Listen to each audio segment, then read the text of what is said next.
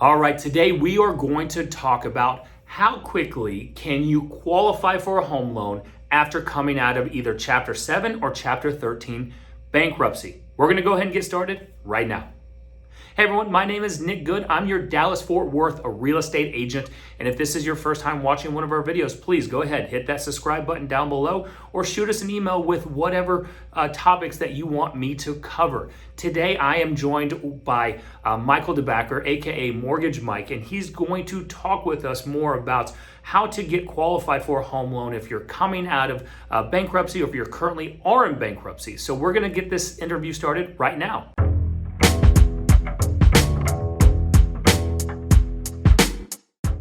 All right, I am joined today with Michael DeBacker, aka Mortgage Mike. You probably have seen him in some of our other videos that we've done together. But today I wanted to talk with Michael DeBacker about some of the questions we've started to see a little bit of an increase in, and that is how soon can I qualify for a home loan after being out of bankruptcy or currently in bankruptcy? So, Michael, first off, thank you for joining us. Let's go ahead and talk about that. There's first off, there's two different types of bankruptcies. There's Chapter 7, which you mentioned earlier before we started recording this, that it wipes out the debt completely, right? Right. And then there's Chapter 13, which is setting up a payment plan. First off, when it comes to qualifying for a home loan, is one better than the other? I wouldn't say one is better than the other. Everybody, of course, has their circumstances as to why they chose the route that they chose. One of them is more set in stone in terms of the guideline. That's the Chapter 7. You do have to have a 2-year waiting period as far as just kind of the default guideline, whereas a Chapter 13, where you're actually repaying the debt via the bankruptcy, you only technically have to be repaying that debt for at least a year before you're eligible. So I suppose between those two, that one will get you to the finish line a little quicker. But, at the same time, too, Chapter 7, you are wiping out debt. So when you come out of it, you don't have those same liabilities necessarily, as opposed to trying to qualify while still in a Chapter 13 bankruptcy. But it's always relative. Gotcha. And so from that, typically when we're working with buyers or people that are wanting to get approved for a loan that are coming out of bankruptcy, what have you typically found? Should potential home buyers start working on improving their credit scores right away? Because there is definitely going to be a credit score hit when filing for bankruptcy and going through that process. So what have you found either the best ways, or typically, how quickly do we see people's credit scores recover to get into that approvable range? Sure. Yeah, and it's funny though. Sometimes when you do file a bankruptcy, it doesn't always, we'll say, demolish your credit score. It just depends on what you were doing before that. Did you have an exorbitant amount of late payments leading up to that bankruptcy, or was it just one catastrophic event that all of a sudden you said the only way out of this is bankruptcy? So there's a little bit of that. But to really answer your question, one of the biggest hurdles coming out of a bankruptcy is you don't really have any current credit at that point because everything's been wiped out. So as an underwriter goes through your file, they're looking for payment history. Well, your payment history was before the bankruptcy, and that's usually not positive payment history, right? And their extenuating circumstances obviously lead to that in some cases, but the reality is that's still what they're going to be looking at.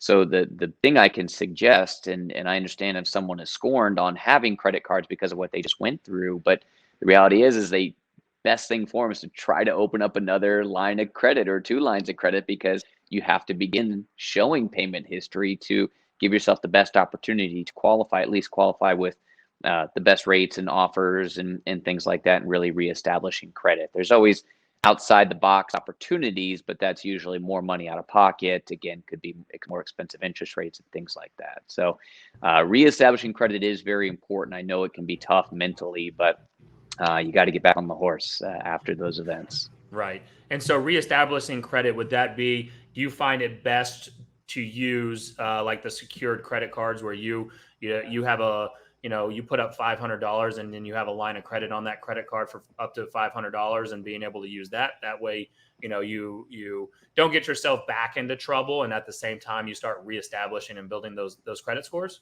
Yeah, I mean, it's a great way to do it. Other ways that people can do it is if you have a family member, a spouse, a sibling that has good credit and has had credit cards for a while, you can actually go on as an authorized user onto their account. And then that will actually morph onto your credit report and show that you now have this long history of paying this debt for an extended period of time. That's actually a great kind of shortcut, but that will only go so far. So yes, a secured credit card is a great way to do it, to kind of, if you need to be kind of retrained, it's a great way to start that process. If you can get a non-secured credit card, which is just a good old-fashioned credit card you would apply online or in the mail or what have you, that will work all the same. But it is important to remember you have to be disciplined. You have to keep your limits, your balance to about 20% of what the max limit is. Meaning, if you get a credit card and they say, here's a card for $1,000, try not to put anything more than, say, $200 on there at a given time. Or if you are going to make a large purchase, just pay it right back down immediately. So yeah, those are all great ways to get things rolling again. Perfect. And then last question, coming out of a Chapter 7 or Chapter 13 bankruptcy, does it matter in terms of the qualification on the type of loan you're getting? Like, let's say, conventional versus, an FHA government or VA government loan.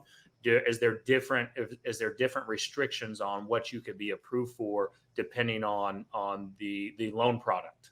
Yeah, absolutely. So FHA and VA for a Chapter 7 bankruptcy. So again, the 7 is clearing out the debt completely. That's a 2-year waiting period from the date it was discharged. A Chapter 13, which is the repayment bankruptcy, you just need 12 months of repayment, but you do have to, once you hit that 12 months, if you want to take out a mortgage, you have to go back to the judge that you did the bankruptcy with. They have to actually approve you taking on this additional debt. And then from there, we can see if you can qualify. There will be some additional underwriting guidelines in that scenario that we'll talk about. But conventional, you're going to be looking at a 4-year waiting period. But hey, if we can go FHA or VA, that's a great option as well. We don't have to wait for the conventional option. Now, there's always the wild card of the extenuating circumstances I touched on earlier. There are things that happen in our life that we cannot control. Some of that gets taken into consideration when they're looking at these waiting periods. So again, for FHA, let's say you did that Chapter 7, God forbid you're in a very bad car accident and you can't work for however many months and what have you. They may actually qualify you after just 1 year of being out at bankruptcy. So there is some relativity to each situation that we're going to speak about.